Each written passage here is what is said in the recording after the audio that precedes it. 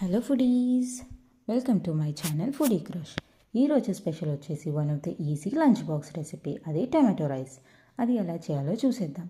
దానికోసం స్టవ్ పైన ఒక కడాయి పెట్టి దాంట్లో 3 టేబుల్ స్పూన్స్ ఆయిల్ యాడ్ చేసి 1 ఇంచ్ సినమిన్, 2 ఇలాచీ, 3 క్లోవ్స్, 1 బే లీఫ్, 1 ఆనియన్, 3 మిర్చి యాడ్ చేసి ఆనియన్స్ని కొంచెం ఫ్రై అవ్వనివ్వాలి. ఆ తర్వాత 1 tablespoon ginger garlic paste, curry leaves add చేసి మిక్స్ చేసుకోవాలి. నెక్స్ట్ 3 మీడియం సైజ్ టమాటోస్ని చిన్నగా కట్ చేసి యాడ్ చేసుకోవాలి. టమాటోస్ అంతా కుక్ అయిన తర్వాత 1 టీ స్పూన్ పసుపు, రుచికి సరిపడా సాల్ట్, 2 టేబుల్ స్పూన్స్ కారం, 1 tablespoon garam masala, 1 teaspoon ధనియా పౌడర్ యాడ్ చేసి మసాలాస్ని ఫ్రై అవ్వనివ్వాలి.